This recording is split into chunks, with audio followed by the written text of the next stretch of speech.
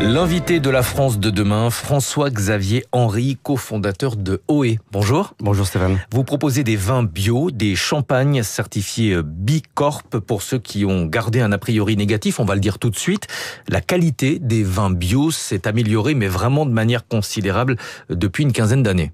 Oui, absolument. Et aujourd'hui, d'ailleurs, tous les sommeliers œnologues s'accordent à dire que les vins bio sont plutôt meilleurs parce qu'ils permettent de mieux retranscrire le goût du terroir et du végétal. Bio, ça veut dire sans aucun additif, ou est-ce qu'il y a des choses dont on ne peut pas se passer pour la conservation du vin ? Alors oui, il y a effectivement des additifs. Par exemple, il y a des sulfites dans le vin bio. Sulfite, c'est un conservateur, mais qui est un sulfite indigène, c'est-à-dire qu'il y en a déjà à l'origine sur le vin. Disons que le bio, c'est plutôt d'essayer d'adapter une production du vin avec le moins de produits qui vont perturber le cycle normal de la nature, et notamment de ne pas avoir de produits chimiques. Voilà, ça veut dire notamment sans pesticides, sans résidus de pesticides. Exactement. Et ça, c'est important. Bio et vegan. Pourquoi vegan ? Qu'est-ce que ça veut dire ? Alors, c'est un petit peu un épiphénomène, en fait.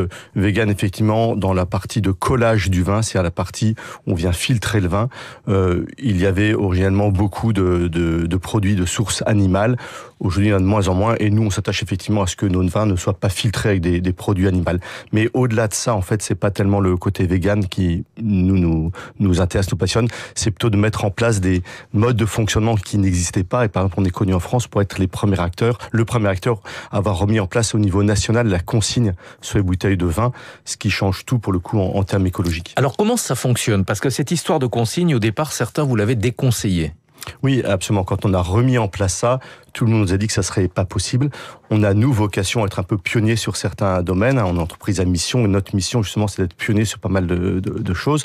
La consigne, en fait, ça permet, tout simplement, on dit consigne, mais c'est le réemploi des bouteilles de vin. Jusqu'à une cinquantaine de fois, je crois. Alors, on peut le faire 50 fois. Maintenant, dans le domaine du vin, déjà, quand une bouteille a fait 10 cycles, c'est déjà énorme. Et déjà, quand elle a fait 2 cycles, c'est plus rentable écologiquement. Il faut savoir qu'une bouteille de vin lavée, c'est 80% de gaz à effet de serre en moins, 80% de carbone en moins, et même 50% d'eau en moins qu'une bouteille neuve. Oui, ça permet d'économiser notamment beaucoup d'eau. Est-ce que le bilan carbone est vraiment positif, sachant que les bouteilles consignées, il faut aller les récupérer ?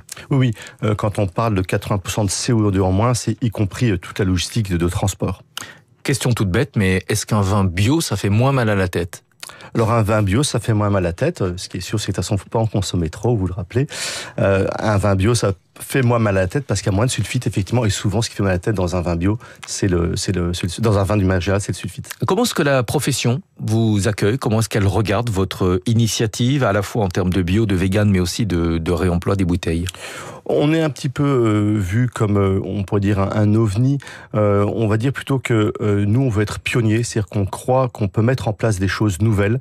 Par exemple, dans notre domaine, on met en place beaucoup de choses autour de la biodiversité. Parfois, c'est un petit peu vu comme des choses originales, mais on croit beaucoup en fait qu'on peut mettre en place de nouveaux modes de fonctionnement, et on a, nous, vocation à être pionniers, c'est-à-dire mettre en place des choses qui n'existent pas encore aujourd'hui pour ouvrir la voie.